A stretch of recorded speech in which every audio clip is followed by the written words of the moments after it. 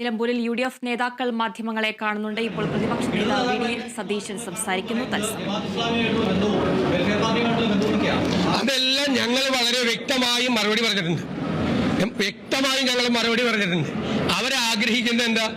ഇത്തരം വിവാദങ്ങൾ എടുത്തിട്ട് ഈ സർക്കാരിനെതിരായിട്ടുള്ള വിഷയങ്ങൾ ചർച്ച ചെയ്യപ്പെടരുത്, പൊളിറ്റിക്കൽ അജണ്ടയിൽ ഉണ്ടാകരുത്. അതാണ് പൊളിറ്റിക്കൽ അജണ്ട. അതാണ് ഞങ്ങൾ കുടുംബയോഗങ്ങൾ വഴി, പൊതുയോഗങ്ങൾ വഴി, ഞങ്ങളുടെ സ്ക്വാഡ് വർക്കേഴ്സ് വഴി എല്ലാ വീട്ടിലും എത്തിച്ചിട്ടുണ്ട്. പിന്നെ എല്ലാ വീട്ടിലും ഈ സർക്കാരിന്റെ ദുർഭരണം കൊണ്ട് ഒരെങ്കിലും ഇല്ലാത്ത ഒരാളെങ്കിലും ഇല്ലാത്ത ഒരു വീടുമില്ല. അത് ചെല്ലുമ്പോൾ ഞങ്ങളുടെ ഫീഡ്ബാക്ക് അതാണ്.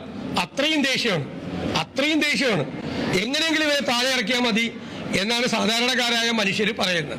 അതുകൊണ്ടാണ് ഞങ്ങൾ നല്ല ഭൂരിപക്ഷത്തിൽ വിജയിക്കും എന്നുള്ള ആത്മവിശ്വാസം ഞങ്ങൾ പ്രകടിപ്പിക്കുന്നത്.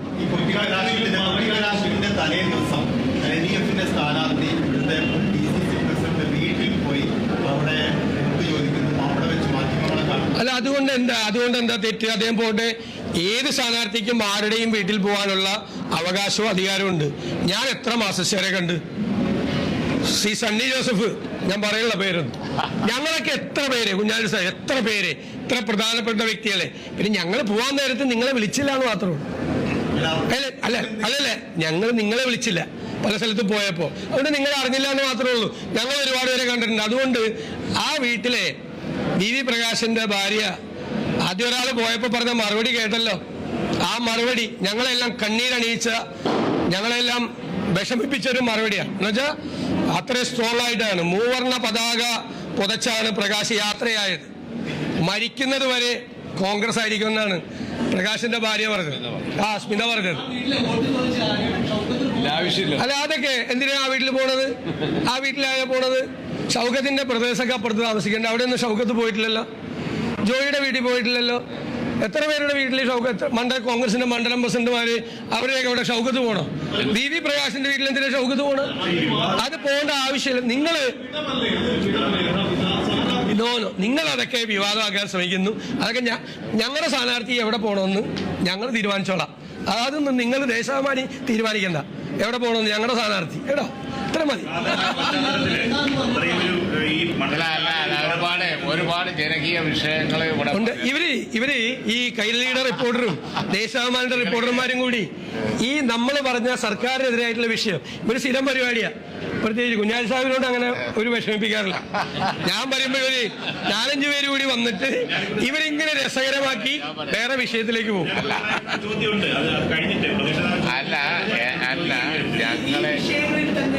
അല്ല ചോദ്യമൊക്കെ ചോദിക്കാം, അതിന് പ്രയാസമൊന്നുമില്ല. മറുപടി അസലായിട്ട് പറയും ചെയ്യാം. പക്ഷേ നിങ്ങൾ ഒരു നോൺ ഇഷ്യൂ എടുത്തിട്ട് അതിൻ്റെ മുകളിൽ കെട്ടിച്ചുറ്റിയാൽ അതിമ ചുറ്റി ഞങ്ങളും പണയണം എന്നൊക്കെ നിർബന്ധം പിടിക്കണം. അത്രേ ഉള്ളൂ. അത് അങ്ങനെയാണെങ്കിൽ മറുപടി പറയാതിരിക്കാനുള്ള എല്ലാ സ്വാതന്ത്ര്യവും ഞങ്ങൾക്ക് മുഖ്യമന്ത്രി വന്നിട്ട് വലിയ ആരോപണമില്ല. ജമാഅത്ത് ഇസ്ലാമുമായി ബന്ധപ്പെട്ട ആരോപണമാണ്. ആരോപണത്തിൽ ലീഗിന്റെ ഒരു ചരിത്രം കൂടി അതിനകത്ത് പറയുന്നുണ്ട്. ഞാൻ പറഞ്ഞുതരാം. ആവശ്യത്തിന് മറുപടി പറഞ്ഞു കഴിഞ്ഞതാണ്. ഇപ്പോ ഇത് സംബന്ധിച്ച എല്ലാ വിവരവും നിങ്ങൾക്ക് അറിയാം എന്നിട്ട് ഉറക്കം നടിക്കുകയാണ്. അതുകൊണ്ട് ജനങ്ങൾക്ക് ഒരു സംശയവുമില്ല. ഞാൻ പറയാം, ജനങ്ങൾക്ക് ആ വിഷയത്തിലുള്ള എല്ലാ ചർച്ചയും ഞങ്ങൾ തീർത്തു കൊടുത്തിട്ടുണ്ട്. നിങ്ങൾ ഒരു നിൽക്കും ബേജാറാവണ്ട.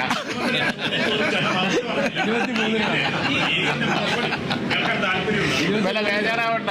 ആ നിങ്ങൾ കേൾപ്പിക്കുന്നത് ജനങ്ങൾക്ക് എല്ലാം വളരെ ക്ലാരിറ്റിയോട് കൂടി ഞങ്ങൾ തീർത്തു കൊടുത്തിട്ടുണ്ട്. ഇനി അതിന്റെ ഇതൊക്കെ സംബന്ധിച്ചുള്ള മുഴുവൻ മറുപടികളും പറഞ്ഞു കഴിഞ്ഞാണ് ഞാൻ പറഞ്ഞ അത്രേ ഉള്ളൂ മറുപടി. ഇതിന്റെ മുകളിൽ കൂടുതൽ 23 ബാക്കി പറയാം. 23 സീരിയസ് ആയിട്ട് ഒരുപാട് ഞാൻ പറയട്ടെ, തിരിച്ചൊരു ആരോപണം ഞങ്ങൾ പറയാം. സീരിയസ് ആയിട്ട് പല ജനകീയ പ്രശ്നങ്ങളും ഞങ്ങൾ പറഞ്ഞു. ഒരു ചോദ്യം നിങ്ങൾക്ക് ചോദിക്കാനില്ലേ? നിങ്ങൾ ഇതിന്റെ മുകളിൽ ഇല്ലെങ്കിൽ നമുക്ക് ഉറപ്പായിട്ടും ഞങ്ങൾ തുടങ്ങിയപ്പോൾ തൊട്ട് അവസാനിക്കുന്നത് വരെയുള്ള ഞങ്ങളുടെ പൊളിറ്റിക്കൽ അജണ്ട ഈ നാടിലെ മുഴുവൻ ദുരിതത്തിലാക്കിയ ഈ സർക്കാരിന്റെ ദുർഭരണത്തിനെതിരായിട്ടാണ് ജനങ്ങളുടെ വിധി എഴുത്. അതാണ് അജണ്ട.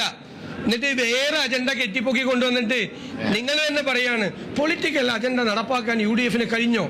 ഇത് നിങ്ങൾ ചെയ്യണ ചർച്ചയൊന്നും അല്ല, ജനങ്ങൾ ചെയ്യണ ചർച്ച വേറെയാണ്. ഇവിടെ പുതുമുള്ള ഒരു ക്വസ്റ്റ്യൻ ഉണ്ട്. കാരണം ഒരുപാട് പ്രചരണങ്ങൾ നിലമ്പൂരിൽ നടത്തി. ഈ പ്രചരണം പറഞ്ഞ ഒരുപാട് രാഷ്ട്രീയ വാഗ്ദാനങ്ങളിവിടെ ഉണ്ടായി. അത് ആർക്ക് സീരിയസ് ആയിട്ട് നടപ്പാക്കാൻ കഴിയും? ഞങ്ങൾക്ക് കഴിയും എന്ന് പറയാനാണ് ഞങ്ങളിന്ന് കൂട്ടായി ഇരുന്നത്. കാണുമ്പോൾ ഞങ്ങളെ കണ്ടിട്ട് നിങ്ങൾക്ക് അങ്ങനെ തോന്നുന്നില്ലേ? അതൊന്ന് കൊടുത്താൽ മതി. അതാണ് ഇന്നത്തെ വാർത്ത. അതാണ് ഇന്നത്തെ വാർത്ത. ഓക്കെ.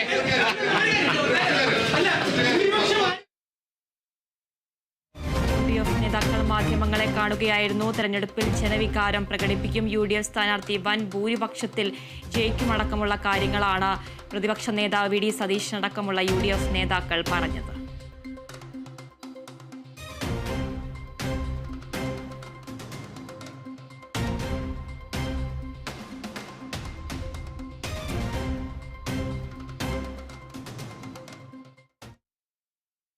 നോക്കാം ടോപ്പ് ഹെഡ്ലൈൻസ്.